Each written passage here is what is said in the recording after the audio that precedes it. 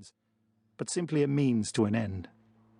They needed a child amongst their ranks to help set traps for the Daleks, to sneak and scurry into small places where the Daleks couldn't follow. She'd spent the next 14 years learning how to fight, how to eke out an existence in the ruins, and growing angrier at every passing day. Everything she'd done since, everything, had been fueled by that burning fury, that desire for revenge. She knew the years of living hand to mouth had not served her well. She was thin, despite being muscular. Her skin was pale and perpetually streaked in dirt, and whenever she found the time to look in a broken mirror or shattered pane of glass, all she saw staring back at her was the pain and regret in her dark, olive eyes. This, however, was her life now, surviving day to day by scavenging food and hunting Daleks whenever the opportunity arose. All the while, out in the universe, the war between the Time Lords and the Daleks rolled on regardless, tearing up all of time and space in its wake. Cinder had heard it said that in simple, linear terms the war had been going on for over 400 years. This, of course, was an untruth, or at least an irrelevance. The temporal war zones had permeated so far and so deep into the very structure of the universe that the conflict had, quite literally, been raging for eternity. There was no epoch that remained unscathed, uncontested, no history that had not been rewritten. To many, it had come to be known, perhaps ironically, as the Great Time War. To Cinder, it was simply hell. She shifted her weight from one elbow to the other, all the time keeping her eyes on the cracked asphalt road, watching for signs, waiting. They would come soon, she was sure of it. Earlier that day she destroyed another of their transponders, and the patrol that the others had spotted must have been dispatched to investigate.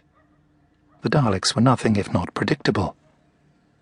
She scanned the row of jagged, broken buildings lining the opposite side of the road, looking for Finch. It was his turn to draw the Dalek fire while she took them out from behind. She couldn't see him amongst the ruins. Good. That meant he was keeping his head down. She'd hate it if anything happened to him. He was one of the good ones.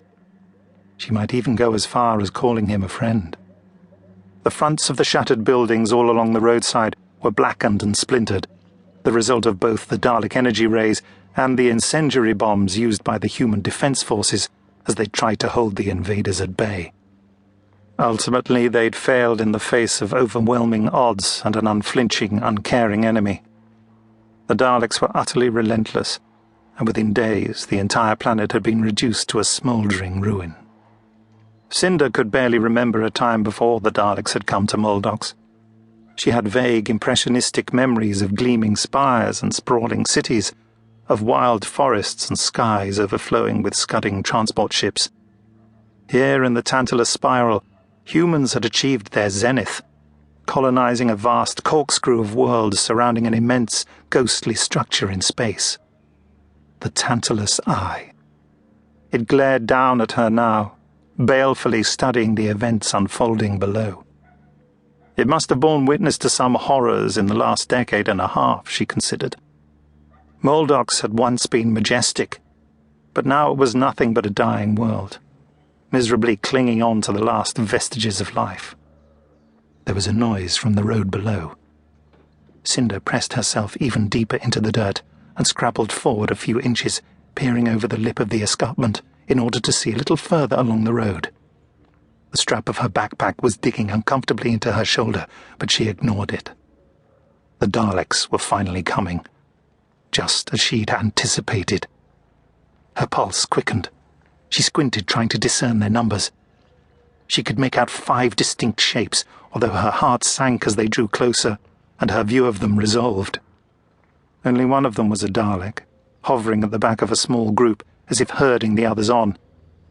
Its bronze casing glinted in the waning afternoon sun, and its eye stalk swiveled from side to side, surveying the path ahead. The rest of them were Khaled mutants, Daleks of a kind, but twisted into new, disturbing forms by Time Lord interference. These were Skaro degradations, the result of Time Lord efforts to re-engineer Dalek history, to toy